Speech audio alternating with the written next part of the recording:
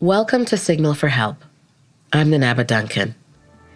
This podcast is all about learning how you and I can help when someone we know is experiencing abuse. And sharing those lessons is the whole reason why we made this show with the Canadian Women's Foundation. Now, I'm going to ask you to think back to the worst days of the pandemic. I know. I'm sorry. Nobody wants to do that.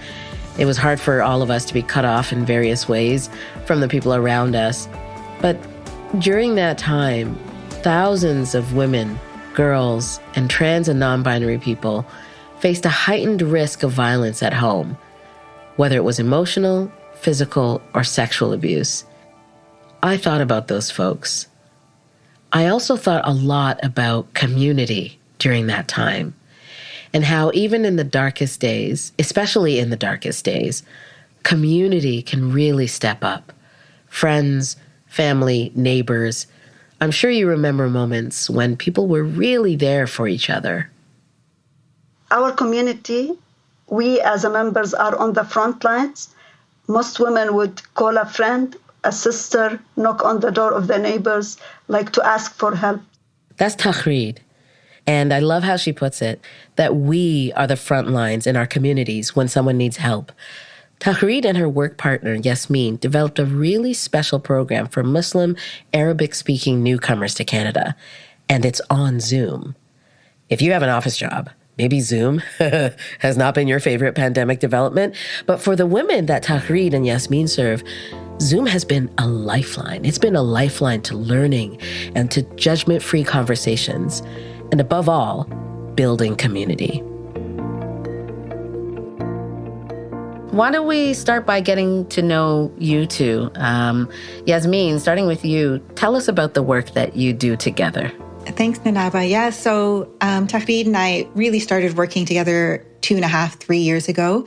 At the start of the pandemic, families who had just come to Canada and had experienced all this migration trauma, integration challenges, were now being confronted with sort of lockdown due to the pandemic. And we started in the beginning doing sort of Zoom groups with newcomer women, thinking about creating a space for connection, talking about parenting during the pandemic, talking about their well-being during the pandemic. And that was the starting point for our work together, which then transitioned into this program called the Peer Leader Program, or the It's On Us Peer Leader Program, which was then thinking about how do we address the issue of domestic violence in our community.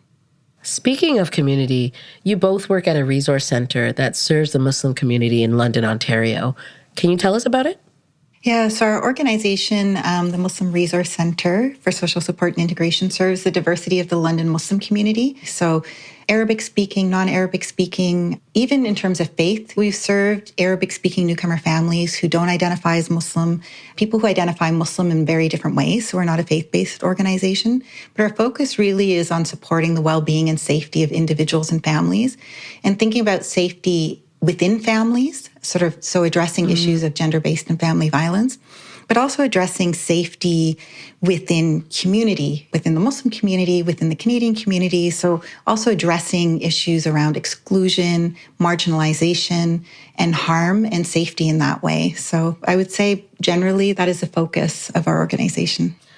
We're going to get into all of that. Taghreed, I would like to hear, what is the best thing about your work partner here? So I was fortunate actually to work with Yasmin. It's my first job. Also myself, I'm a newcomer to Canada. And I'll say I was fortunate also to find a job in the pandemic where most people were losing, sadly, their jobs. And you were coming to Canada from Lebanon. What were you doing there? What was your job? Yeah, I am a former journalist.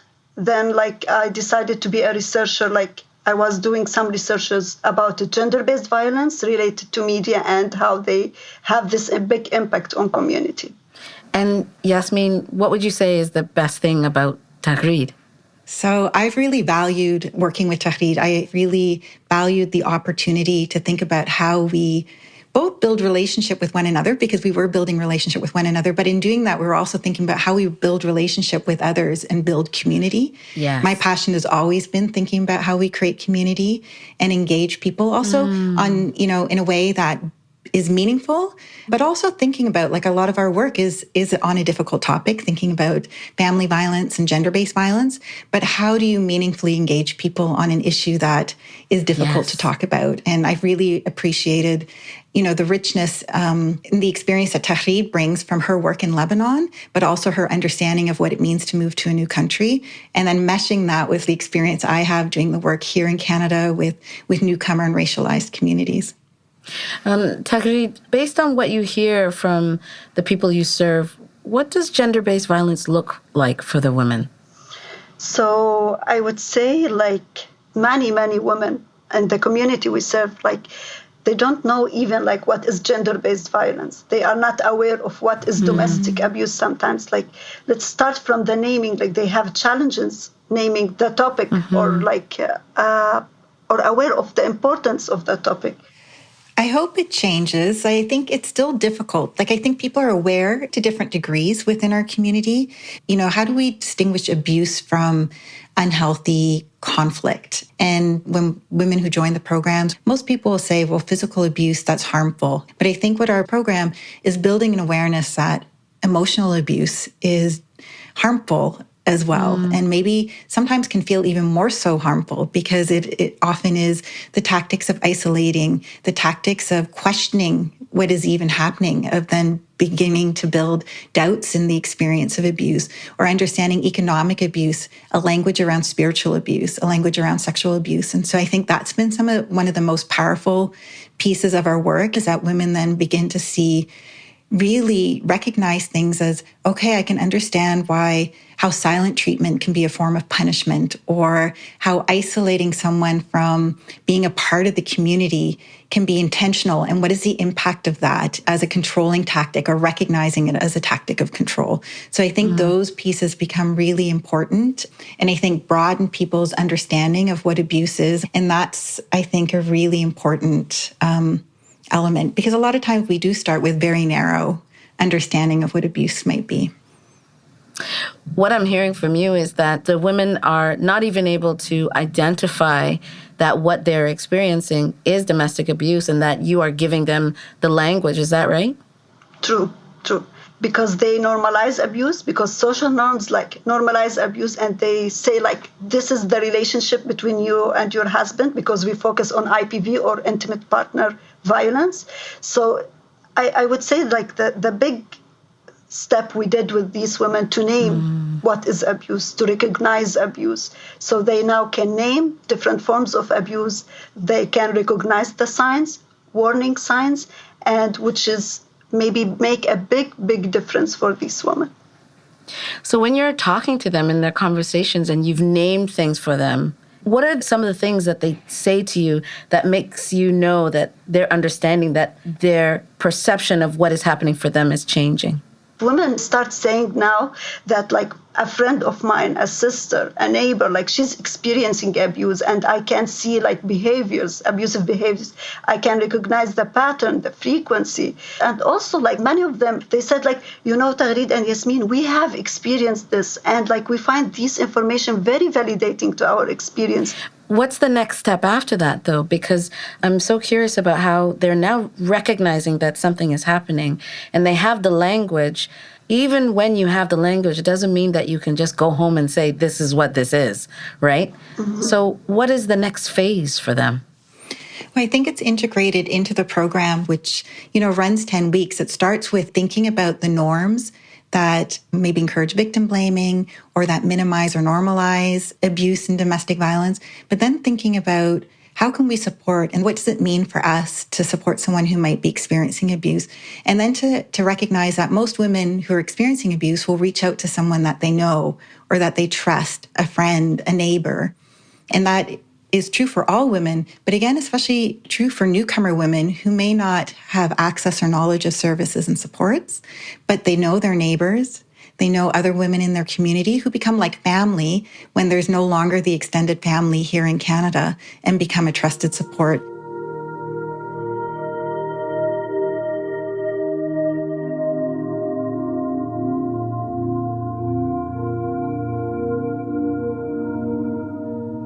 Taghreed, you've been in Canada for 4 years now. What was your impression of gender-based violence before you came and how you thought it might be in Canada?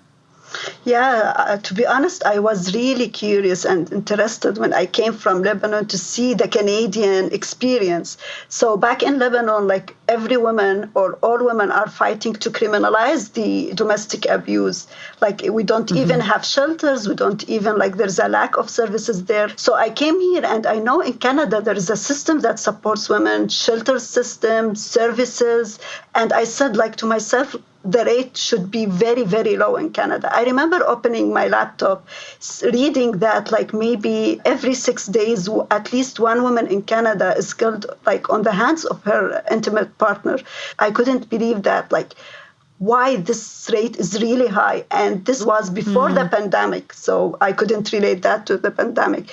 So I started asking myself, what should be done? We were asking for a law, for a system. They have everything here. So what should be done more to address domestic abuse? And I found naturally that the community, there's a power in the community. Our community, we as members are on the front lines. Most women would call a friend, a sister, knock on the door of the neighbors, to ask for help. Yasmin, the organization works specifically with newcomer families. What are some of the unique challenges that they face when it comes to gender-based violence that others don't? Taghreed can also speak more to this, but I think one of the pieces is I don't think, there probably haven't been enough studies, but I think it's not so much that the rates are different because the rates are high in all communities. As Taghreed said, even in our program, when we speak to women about what some of the stats are in Canada, many of the women are surprised. And because I think they also may think maybe abuse are of higher rates within Muslim communities or within Arabic-speaking communities. But to learn that this is a global issue and impacts all communities is really important. I think one of the pieces of difference is maybe the norms around how the issue is talked about and the stigma. And so I think there are greater stigma around speaking out about it or seeking support. And that comes with a lot more maybe victim blaming, or victim blaming exists everywhere. But again, what does victim blaming sound like, or minimizing or justifying or normalizing? And so coming up, I think encountering things like, well, it's important to keep the family together. That's more important. Or I think challenging some of those norms, I think, are some of the big pieces that serve as barriers. Taghreed, I feel like you also, I think, again, there's many levels of barriers, but Taghreed, let's hear from her. No, I agree with Yasmin. Social norms are a big piece in our communities for sure. In our program, we start with talking about the impacts of these social norms. And then we recognize in our groups that women find it very challenging, maybe to shift their thinking about these social norms, because they are embedded in their culture. So this is what make it very challenging for them to shift their thinking. But also I would say also there's many social norms embedded in how to support someone who is experiencing abuse. So we start guiding them that we have many things to do to support women other than offering a solution or fixing the problem. Mm-hmm. So are you saying that for some of the people that you're talking about when it comes to newcomers, they're thinking more about trying to fix the problem rather than sort of just being there or supporting? Is that what you mean? Yes, exactly. This is their understanding. When you ask someone why you don't support, they said I don't want to offer solutions. I don't want to maybe hand it the responsibility. I don't want to ruin maybe the family or broke the family. And then we start saying no, there's another perspective, and we offer our perspective through a resource called 5 Aleph. And those 5 Alephs are 5 main peer guidance to how to support a victim. Can you list the 5 Alephs, and what is an Aleph?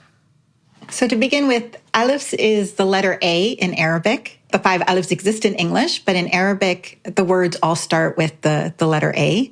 So we start with listen, and then believe and validate, ask, and then just how many did I list so far? Those are 3, Yasmin. That was 3. 3. Assure, reassure. Yeah. Reassure. And then the final one is respect confidentiality is a key one. Mm-hmm. So listening to her is important, believing and validating her, asking how you can support, providing reassurance, sort of being there, being present, supporting her in her choices, and then respecting her confidentiality are the 5 key principles. And then we talk through them with these are some of the do's you can do. And here are maybe some things you can stay away from. And I would say also that maybe few alifs resonate more with women. The second alif, which is amini wa tarifi, validate and believe. Because women find it very challenging to believe the victims, right?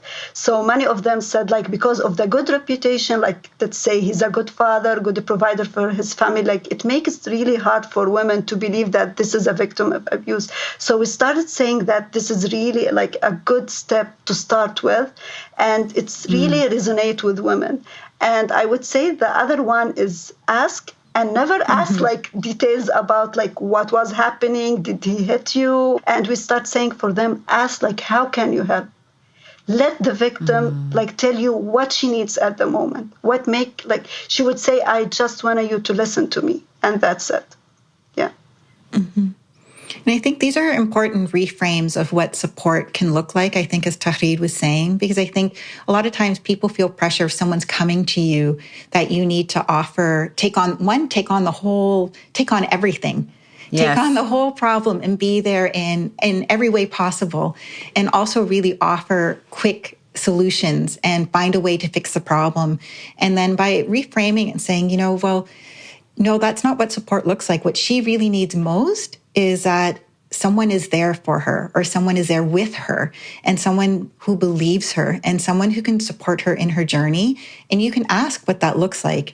And you can also make decisions around what that looks like for you in terms of, there might be some requests that you may feel, this is not what I'm able to take on, and to recognize the role of peer support. So we talk about how peer support is really invaluable, because for women, to be supported by people in a compassionate way, by people who are part of their everyday lives, is really key. But your support is different from a professional support. Abuse isolates.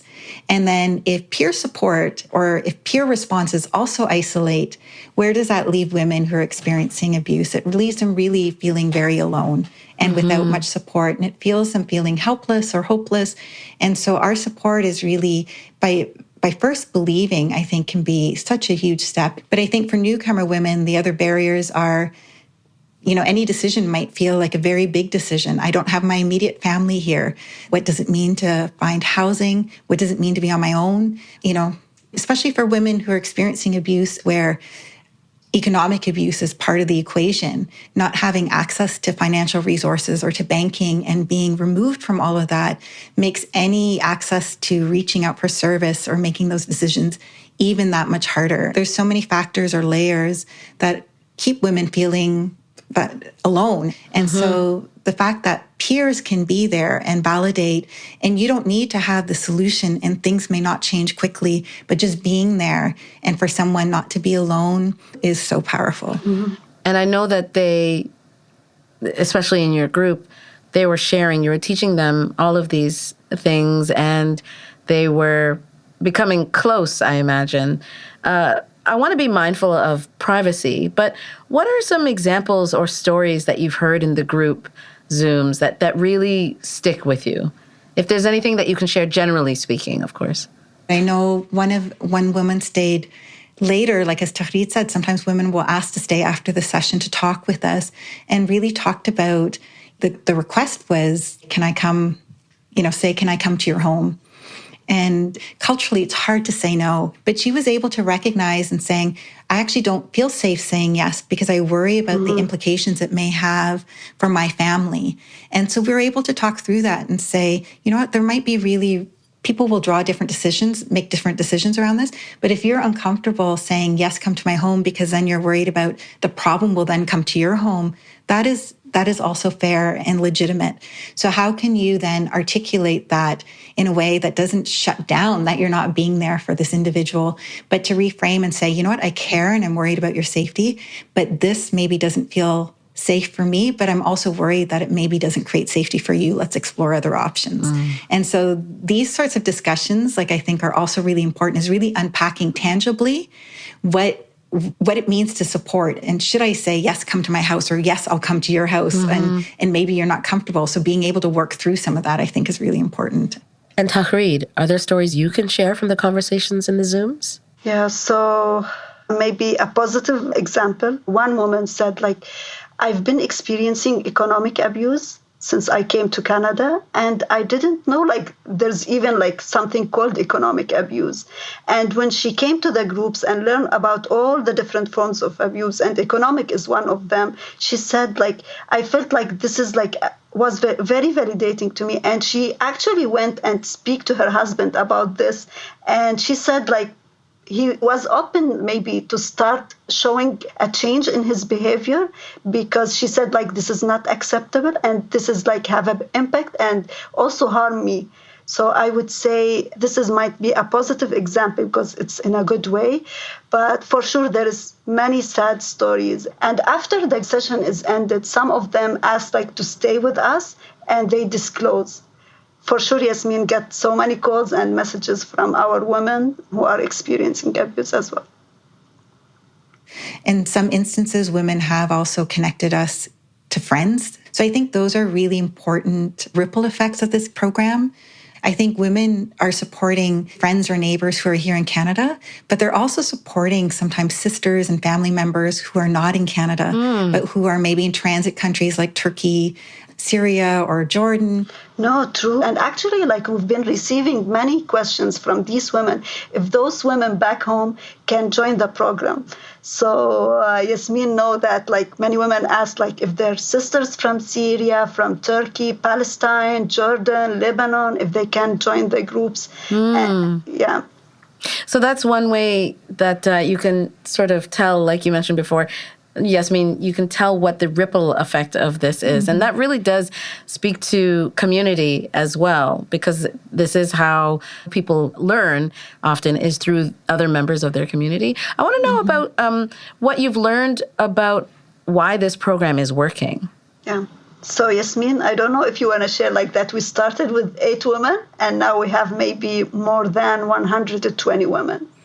I think some of the ingredients of success for me, Taghreed, because the program is delivered in Arabic. So they hear me speak in English, but they connect with Taghreed, and the curriculum we've developed is in Arabic. So a lot of the programming we've been doing is virtual, but all the slides or the content is in Arabic. And a lot of times they're communicating or sharing with one another, you know, and the early years of settlement are stressful. There's so much change. There's so much that's happening in terms of adjusting to being in Canada, adjusting to understanding their community and how they belong, and their children being in school. It's thinking about where women are maybe at, or families are at in their integration journey. True. Actually, one of my favorite stories, Nanava, if you don't mind, is one of the participants in one of the groups shared that at the end, after our session, when her husband returned from work, she would basically try to facilitate what we facilitated in terms of our discussion in the session with her husband, which I thought was incredible. What do you mean? So she would take, you know, if our topic of conversation was thinking about, okay, let's recognize the 6 forms of abuse. And so she would take notes. And then when her husband came home at the end of the day, would use those notes to invite a conversation with him on what she'd learned about abuse and what we were talking about that day. And each session builds on the next. And so it was great. She was opening up a space for dialogue with him. And so we often do ask women now, like, have you talked with anybody else about what you're learning in this program? Have you talked with your husband? And some women have. They're sharing it, like Taghreed said, with their kids, sometimes with maybe their sisters who may not be in Canada, or with their husbands, which is really important. And I remember one of the women in one of the groups, when we talked about the 5 alifs, asked, you know, is the 5 alifs only for women? And we're like, no, the 5 alifs are for men. Men should be using this as well, because men may be supporting a sister or supporting a friend or a cousin who might also be experiencing one. They should also learn about abuse, but they can be allies in supporting survivors as well. I think changing community takes all of us. And it's not just participating in a program, which I think is really important, but I think there's many women who've been really interested or sort of amplified or mobilized to thinking about what else can we be doing, or what are some of the next steps, and sort of engaging them in that leadership capacity and working with them to grow the program into different directions and think about next steps is incredible.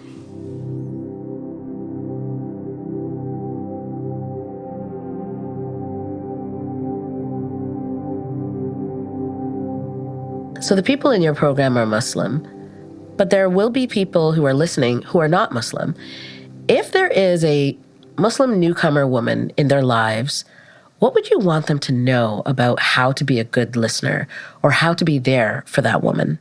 I would say, like, check in, always start checking in. Like, women say to herself, like, this friend doesn't want to talk to me and she's not replying my phone calls. And we start learning them, like maybe they are isolated by the abuser. So you have to read those early signs. You have to know them. You have to name the abuse. And always start with opening a conversation, an invitation to a cup of tea, whatever. I think the 5 Allahs apply regardless of their great peer principles of support that I think are universal. But one of the things I think for a non-Muslim, if you're supporting someone who's newcomer or Muslim, is also be aware of maybe assumptions you're making. And so I think recognizing, sometimes we tend to think, reaching out to services is an easy step, but to recognize for many women, it's a really tremendously big step. And there's a lot of fear associated with that. Be aware that, not all options may be easy options. I think it's okay. It's important to explore, but also recognize the hesitancy and recognize that for a real hesitancy or a real barrier or a real fear, and maybe being open to exploring, well, what are other supports? Maybe just having a friend or neighbor to talk to is the option where they're at. But I think, as Taghreed said, it's definitely being there and listening and providing the support as you would to any friend.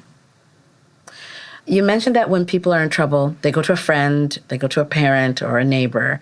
When you are that friend or parent or neighbor, what is one specific action that people should know how to do? I would say start with believing the victim. This is the most important thing, especially in the newcomer communities and Muslim communities, because reputation is a big piece in our culture. So we tend not to believe the victim for many reasons. As I mentioned earlier, it could be because he go to the mosque, he pray, he's a good provider for his family. So it's really hard. Start with believing the victim and then go to validate her feelings. So there is no right or wrong feelings. So validate her feelings and ask her, how can you help? Never ask questions, because in our groups, people said, I have to understand the problem and hear from both sides, and then I will start fixing the problem. We said, no, this is not your role. Your role is to listen to her, and then believe her, whatever she's saying, and then ask and also respect her choices and respect her privacy as well. Right. Yasmin, why was it important for you to speak with us today? I think speaking about how we address complex issues like domestic violence or gender-based violence in community is important, because I think change happens at the level of community. And I think, sometimes we assume it's more difficult in particular communities than others. And not to say it isn't challenging, but it's all possible. There's a willingness in Muslim communities to engage on issues of intimate partner violence and domestic violence, and to take a proactive role to create more caring communities and creating meaningful safety for survivors. I would say it's really important, because I see women who have been here in Canada for 3 months and wants to learn about domestic abuse. This is the opportunity for them. This program is really important for them. And also it's an informal channel to disclose about abuse. So I hope that we will be continuing working on this program, me and Yasmin, and reaching out for more women as much as we can. Well, I want to thank you both. Yasmin, thank you so much. Taghreed, thank you so much for talking to us today. Thank you, Nanava. Thank you, Nanava.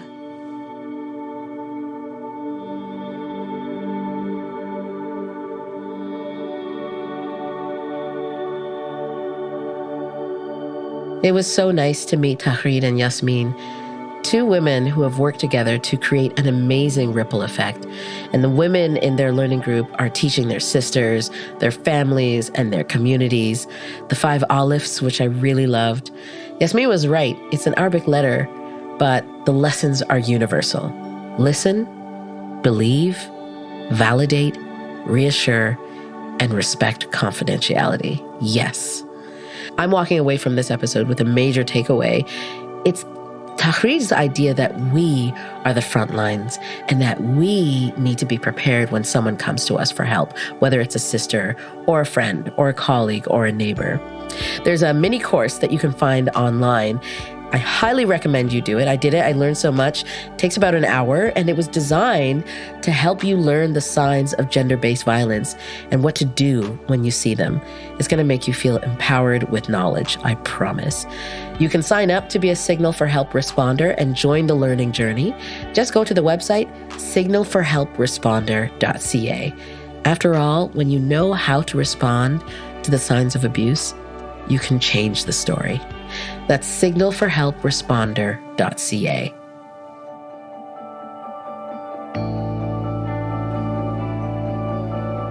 Signal for Help is a podcast from the Canadian Women's Foundation, made by Media Girlfriends. Producers of this show are Garvia Bailey and Hannah Sung. Associate producer is Elena Hudgens-Lyle. Post-production is by David Moreau. And I'm Nanaba Duncan. Again, if you're feeling like you need support, go to signalforhelpresponder.ca and click on Get Help for links to services and information. Take care of yourself.